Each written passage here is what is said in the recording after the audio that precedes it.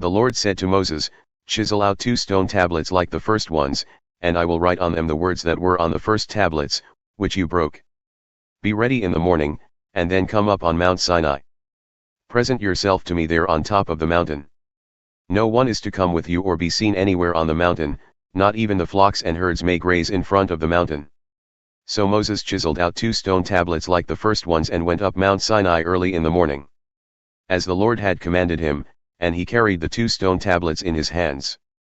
Then the Lord came down in the cloud and stood there with him and proclaimed his name, the Lord. And he passed in front of Moses, proclaiming, the Lord, the compassionate and gracious God, slow to anger, abounding in love and faithfulness, maintaining love to thousands, and forgiving wickedness, rebellion, and sin. Yet he does not leave the guilty unpunished, he punishes the children and their children for the sin of the parents to the 3rd and 4th generation. Moses bowed to the ground at once and worshipped. "Lord," he said, "if I have found favor in your eyes, then let the Lord go with us. Although this is a stiff-necked people, forgive our wickedness and our sin, and take us as your inheritance." Then the Lord said, "I am making a covenant with you. Before all your people I will do wonders never before done in any nation in all the world. The people you live among will see how awesome is the work that I, the Lord, will do for you. Obey what I command you today. I will drive out before you the Amorites, Canaanites, Hittites, Perizzites, Hivites, and Jebusites. Be careful not to make a treaty with those who live in the land where you are going, or they will be a snare among you. Break down their altars, smash their sacred stones and cut down their Asherah poles. Do not worship any other god, for the Lord, whose name is jealous, is a jealous God. Be careful not to make a treaty with those who live in the land, for when they prostitute themselves to their gods and sacrifice to them, they will invite you and you will eat their sacrifices.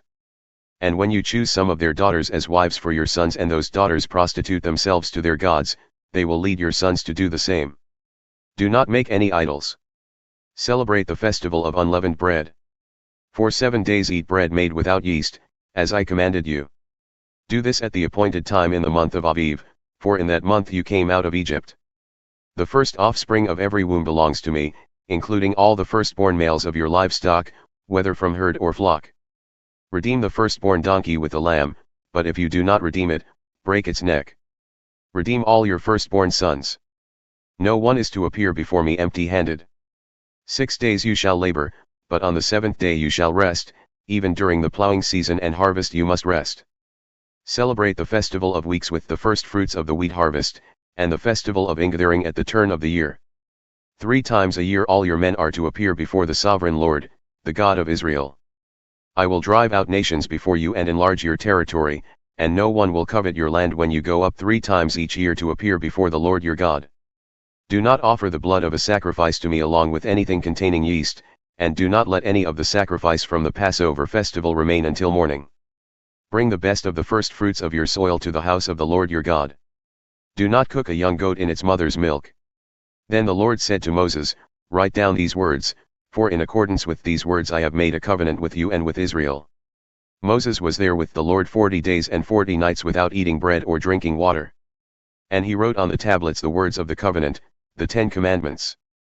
When Moses came down from Mount Sinai with the 2 tablets of the covenant law in his hands, he was not aware that his face was radiant because he had spoken with the Lord. When Aaron and all the Israelites saw Moses, his face was radiant, and they were afraid to come near him. But Moses called to them, so Aaron and all the leaders of the community came back to him, and he spoke to them.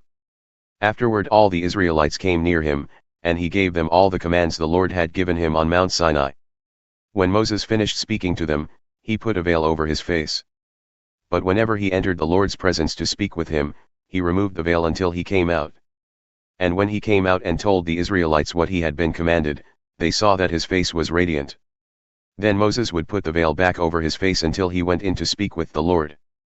Moses assembled the whole Israelite community and said to them, These are the things the Lord has commanded you to do.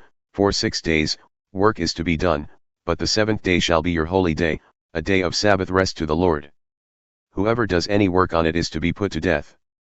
Do not light a fire in any of your dwellings on the Sabbath day. Moses said to the whole Israelite community, This is what the Lord has commanded, from what you have, take an offering for the Lord. Everyone who is willing is to bring to the Lord an offering of gold, silver, and bronze, blue, purple and scarlet yarn and fine linen, goat hair, ram skins dyed red and another type of durable leather, acacia wood, olive oil for the light, spices for the anointing oil and for the fragrant incense, and onyx stones and other gems to be mounted on the ephod and breastpiece. All who are skilled among you are to come and make everything the Lord has commanded, the tabernacle with its tent and its covering, clasps, frames, crossbars, posts and bases, the ark with its poles and the atonement cover and the curtain that shields it, the table with its poles and all its articles and the bread of the presence, the lampstand that is for light with its accessories, lamps and oil for the light, the altar of incense with its poles, the anointing oil and the fragrant incense, the curtain for the doorway at the entrance to the tabernacle, the altar of burnt offering with its bronze grating, its poles and all its utensils, the bronze basin with its stand, the curtains of the courtyard with its posts and bases, and the curtain for the entrance to the courtyard, the tent pegs for the tabernacle and for the courtyard, and their ropes, the woven garments worn for ministering in the sanctuary, both the sacred garments for Aaron the priest and the garments for his sons when they serve as priests. Then the whole Israelite community withdrew from Moses' presence.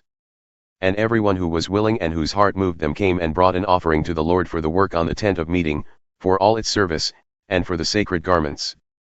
All who were willing, men and women alike, came and brought gold jewelry of all kinds, brooches, earrings, rings and ornaments. They all presented their gold as a wave offering to the Lord. Everyone who had blue, purple, or scarlet yarn or fine linen, or goat hair, ram skins dyed red or the other durable leather brought them. Those presenting an offering of silver or bronze brought it as an offering to the Lord, and everyone who had acacia wood for any part of the work brought it. Every skilled woman spun with her hands and brought what she had spun, blue, purple or scarlet yarn or fine linen. And all the women who were willing and had the skill spun the goat hair. The leaders brought onyx stones and other gems to be mounted on the ephod and breastpiece. They also brought spices and olive oil for the light and for the anointing oil and for the fragrant incense. All the Israelite men and women who were willing brought to the Lord freewill offerings for all the work the Lord through Moses had commanded them to do. Then Moses said to the Israelites, "See, the Lord has chosen Bezalel son of Uri, the son of Hur, of the tribe of Judah, and he has filled him with the Spirit of God, with wisdom, with understanding, with knowledge, and with all kinds of skills, to make artistic designs for work in gold, silver and bronze, to cut and set stones, to work in wood and to engage in all kinds of artistic crafts. And he has given both him and Oholiab son of Ahisamach, of the tribe of Dan, the ability to teach others. He has filled them with skill to do all kinds of work as engravers, designers, embroiderers in blue, purple, and scarlet yarn and fine linen, and weavers, all of them skilled workers and designers.